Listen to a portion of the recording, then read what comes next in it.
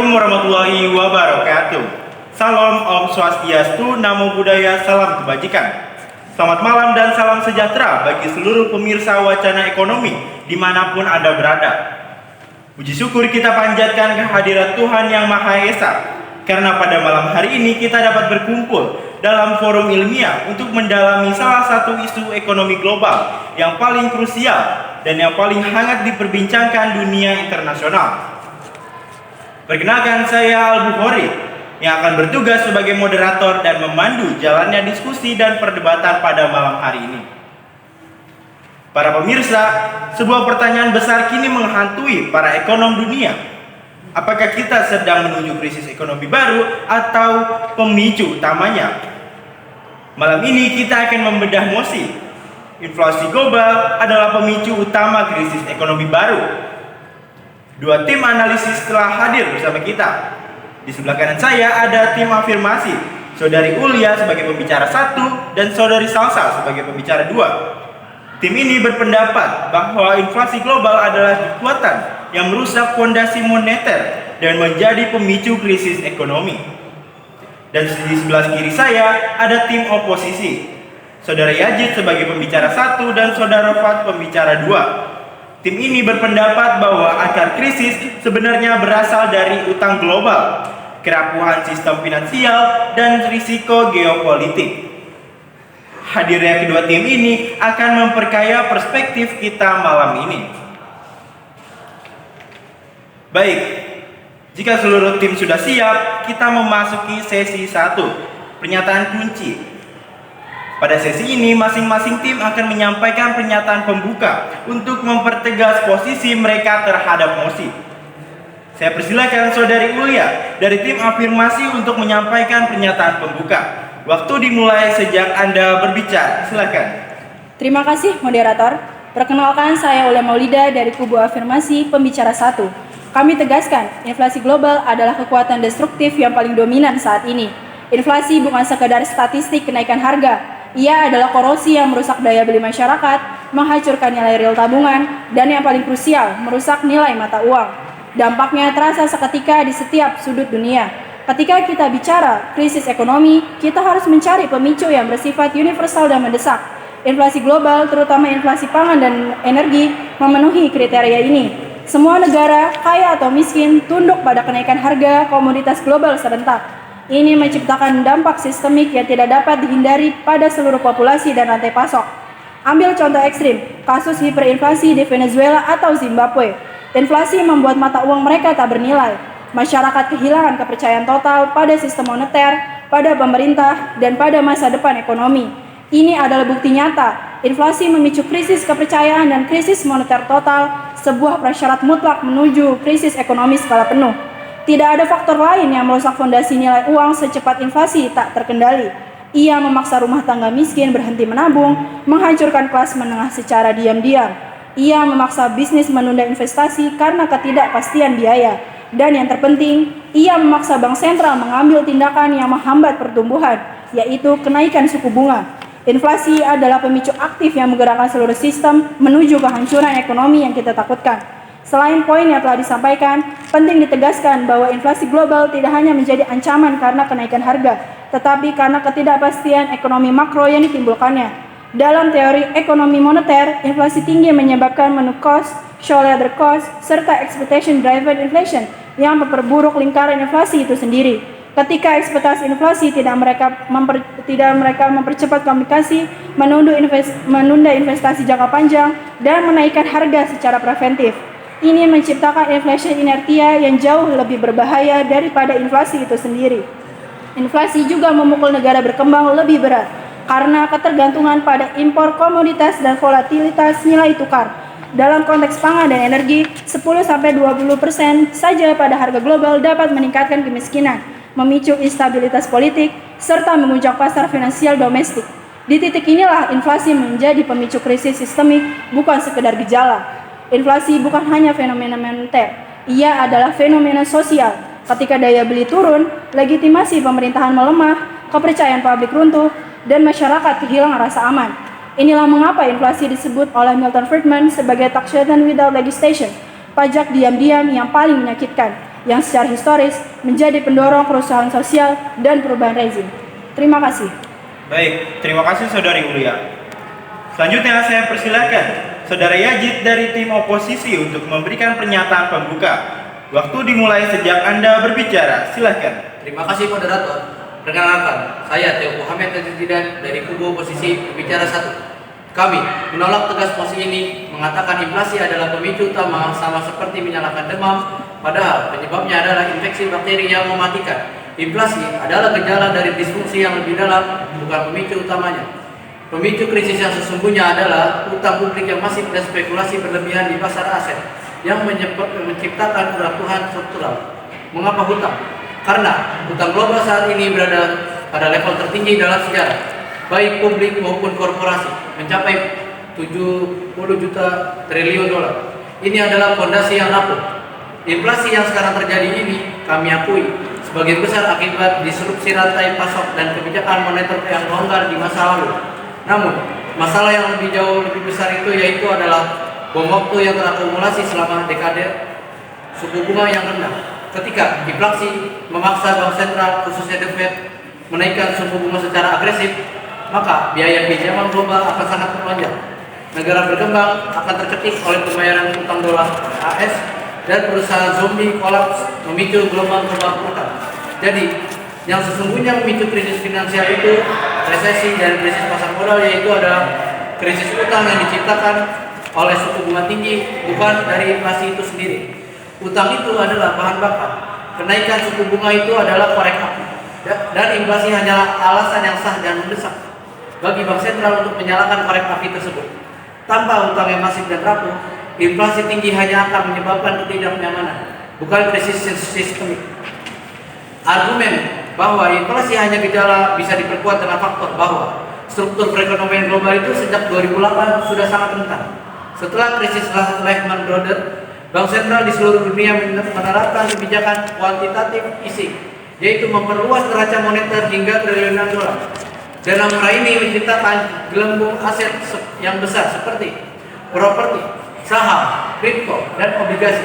Ketika utang negara-negara maju seperti Amerika Serikat, Jepang, atau Italia mencapai 100% atau 250% dari PDB, maka krisis-krisis itu akan menjadi sifatnya struktural.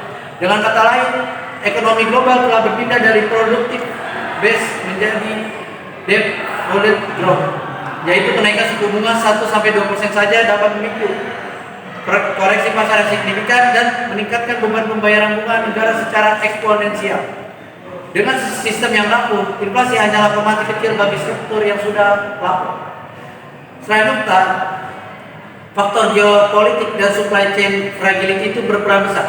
Ketergantungan pada Tiongkok sebagai pusat manufaktur global membuat rantai produksi rentan terhadap goncangan eksternal. Perang dagang dan konflik teritorial dan sanksi ekonomi menciptakan bottleneck yang memicu stagflasi, namun akar masalahnya itu tetap pada struktur global yang tidak memiliki redundansi dan terlalu bergantung pada hutang. Krisis yang lain dari struktur ini jauh lebih dalam dan lebih sulit dipulihkan dibanding inflasi semata. Terima kasih. Baik, kita memasuki sesi 2, saling tantang argumen. Pada sesi ini, kedua tim diberikan kesempatan untuk menanggapi, melemahkan, dan mengkritisi argumentasi lawan. Kita mulai dengan putaran pertama rebutal. Saya persilakan Saudari Salsa dari tim afirmasi untuk memberikan tanggapan pertama. Waktu dimulai sejak kata pertama. Silakan. Baik, terima kasih moderator. Perkenalkan, saya Syokia Salsabila dari kubu afirmasi Pembicara 2. Kami menghargai fokus kubu oposisi pada utang. Namun, argumentasi mereka sangat sirkular. Mereka berkata utang adalah pemicu, tapi utang hanya menjadi bencana ketika suku bunga naik. Maka kami harus bertanya, apa yang menyebabkan kenaikan suku bunga secara drastis di seluruh dunia? Jawabannya tunggal, inflasi yang di atas target dan tidak terkendali. Utang yang tidak masif dapat dikelola, bahkan dipertahankan selama biaya pinjaman tetap rendah. Inflasilah yang mengubah seluruh persamaan ini. Inflasi memaksa otoritas moneter memilih antara menjaga stabilitas harga mandat utama mereka atau menjaga stabilitas pertumbuhan dengan suku bunga rendah. Begitu inflasi melonjak, bank sentral tidak punya pilihan lain. Inflasi adalah tuas yang menggerakkan kebijakan moneter ke arah pengetatan, yang kemudian mengubah utang yang tadinya stabil menjadi bencana finansial. Tanpa inflasi tinggi, tidak akan ada kenaikan suku bunga yang agresif dan resiko utang tetap dapat dikelola. Utang adalah bahan bakar yang laten, tetapi inflasi adalah api yang tidak bisa diabaikan oleh pemadam kebakaran seperti bank sentral. Justru karena utang itu rapuh, inflasi menjadi pemicu yang sangat mematikan. Terima kasih. Terima kasih. Berikutnya saudara Fat dari tim oposisi dipersilakan menyampaikan rebuttal terhadap argumen lawan. Waktu dimulai sejak Anda berbicara. Silakan. Terima kasih moderator, saya Fat Nugraha Pratama dari kubu oposisi pembicara 2. Kubu afirmasi mengabaikan fakta bahwa krisis global terbesar dalam sejarah modern berakar pada kerapuhan sistem finansial. Bukan hanya harga barang, saya ulangi lagi. Apakah Anda ingat krisis tahun 2008? Inflasi saat itu relatif lebih rendah. Pemicunya adalah gelembung aset properti, salah urus resiko, dan instrumen derivatif yang kompleks. Itu adalah krisis struktural dan finansial. Murni menyalahkan inflasi hari ini adalah bentuk selektif memori. Kami melihat inflasi sebagai manifestasi dari masalah struktural yang lebih dalam. Stimulus berlebihan yang didanai utang dan kerapuhan rantai pasok global. Inflasi hanyalah demam yang memperlihatkan infeksi utang dan kerapuhan sistem yang sudah parah.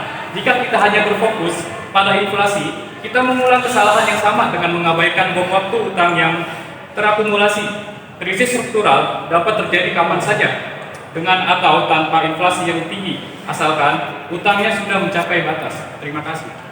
Baik, terima kasih. Setelah kedua tim menyampaikan tanggapan pada putaran pertama, kita masuk ke putaran kedua rebuttal, yaitu kesempatan terakhir untuk memperkuat argumen masing-masing. Saya persilakan kembali Saudara Salsa menyampaikan bantahan lanjutan. Silakan. Baik, terima kasih moderator. Argumen kubu oposisi mengenai 2008 valid. Namun, mosi kita adalah mengenai krisis ekonomi baru yang sedang kita hadapi, yang memiliki elemen moneter yang kuat. Situasi saat ini didominasi oleh inflasi, bukan gelembung properti. Dampak inflasi terhadap masyarakat real jauh lebih langsung daripada utang. Inflasi mengurangi daya beli, memicu kerusuhan sosial, dan mengurangi investasi real dalam semalam. Utang adalah resiko di neraca. Inflasi adalah penderitaan di meja makan. Tugas pemicu adalah menggerakkan sistem dari kondisi yang latin ke kondisi aktif. Walaupun utang adalah bom, inflasilah yang menarik pelatuknya melalui kenaikan suku bunga. Jika inflasi mereda dengan cepat tanpa bank sentral bertindak agresif, utang akan tetap menjadi resiko, tapi tidak akan menjadi krisis. Keberadaan inflasi yang tinggi dan persisten adalah apa yang mengubah resiko utang menjadi resesi global. Ini membuktikan bahwa inflasi adalah pemicu yang fundamental, universal, dan pemicu sosial yang lebih mendesak. Terima kasih. Terima kasih. Berikutnya Saudara Fat dari tim oposisi. Silakan menyampaikan bantahan akhir. Silakan. Baik, terima kasih moderator. Kami tidak dapat mengabaikan peran besar risiko struktural dan geopolitik. Selain utang yang masif, pemicu utama krisis di era globalisasi adalah fragmentasi geopolitik dan kerentanan rantai pasok. Konflik di Ukraina, perang dengan Tiongkok dengan Amerika Serikat, dan kebijakan proteksionisme ini dapat menghentikan produksi global dan menyebabkan stagflasi. Sebuah kondisi yang jauh lebih sulit diatasi karena kebijakan moneter standar atau kenaikan suku bunga tidak dapat menyelesaikan masalah pasokan. Inflasi pasca pandemi adalah hasil dari penutupan rantai pasok dan stimulus. Tetapi jika kita melihat ke depan, pemicu krisis berikutnya adalah kegagalan membayar utang negara, seperti yang terjadi di Sri Lanka, atau runtuhnya pasar energi akibat perang. Ini semua adalah risiko struktural dan geopolitik yang jauh lebih besar daripada sekedar kenaikan harga barang. Ini adalah pemicu sistematik yang dapat menghancurkan ekonomi terlepas dari tingkat inflasi, karena mereka merusak kapabilitas produksi global secara fundamental. Terima kasih. Terima kasih. Kita tiba pada sesi 3, pernyataan penutup. Pada sesi ini, masing-masing tim akan menyampaikan kesimpulan akhir yang merangkum posisi tanpa menambah argumen baru. Saya persilakan Saudara Yazid dari tim oposisi untuk menyampaikan pernyataan penutup. Silakan. Terima kasih moderator. Dari kami, kubu oposisi, kesimpulan kami yaitu adalah inflasi itu hanyalah alat bantu yang mempercepat krisis. Tetapi ia bukanlah pemicu utamanya. Pemicu utamanya adalah ketidakseimbangan struktural yang meliputi hutang yang tidak berkelanjutan, gelembung aset, dan risiko geopolitik yang menciptakan fragmentasi perdagangan. Krisis ekonomi itu lahir dari kesalahan pengelolaan risiko finansial dan kerapuhan struktural. Bukan hanya dari kenaikan harga barang, utang global adalah bom yang sudah dirakit selama dekade dan melalui suku bunga yang rendah. Inflasi adalah sinyal bagi bank sentral untuk menekan tombol detonator suku bunga. Utang dari gerakan struktural lah yang harus kita salahkan karena mereka menentukan skala dari kedalaman krisis. Terima kasih. Baik, terima kasih. Selanjutnya saya persilahkan Saudari Ulia dari tim afirmasi untuk memberikan pernyataan penutup. Silakan. Baik, terima kasih moderator. Kami menyimpulkan inflasi global adalah pemicu utama karena ia adalah satu-satunya ancaman yang bersifat universal, langsung, dan memaksa tindakan. Inflasi tinggi secara aktif merusak fondasi sistem moneter global dan mengurangi daya beli real. Dan dampak sosialnya instan. Yang terpenting, inflasi adalah trigger yang memaksa otoritas mengambil kebijakan yang kontraproduktif terhadap pertumbuhan, yaitu menaikkan suku bunga. Kebijakan ini yang dipicu inflasi yang kemudian mengubah utang yang akan menjadi bencana finansial dan resesi. Tanpa inflasi yang tinggi, bank sentral akan membiarkan utang tidur, inflasi yang membangunkannya dan mengubahnya menjadi krisis aktif. Inflasi adalah pemicu yang menggerakkan seluruh rangkaian bencana saat ini. Terima kasih.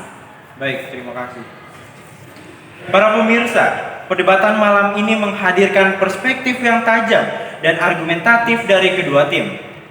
Kubu analisis struktural menekankan bahwa akar krisis berada pada utang yang tidak berkelanjutan dan kerapuhan sistem finansial. Sementara itu, kubu analis moneter menunjukkan bahwa inflasi global adalah pemicu kebijakan moneter agresif yang mengubah risiko laten menjadi krisis aktif. Melihat konteks ekonomi global saat ini, di mana inflasi menjadi faktor dominan yang menggerakkan kebijakan, argumentasi tim afirmasi tampil lebih kuat dalam menjelaskan pemicu aktif dari krisis ekonomi baru. Namun demikian, tim oposisi juga memberikan fondasi analitis yang penting mengenai akar masalah struktural yang tidak boleh diabaikan. Dengan ini, saya menyatakan bahwa tim afirmasi menunjukkan argumentasi yang lebih dominan dalam konteks mosi malam ini. Terima kasih atas kedua tim atas partisipasinya, dan terima kasih kepada seluruh pemirsa yang telah menyaksikan program Wacana Ekonomi.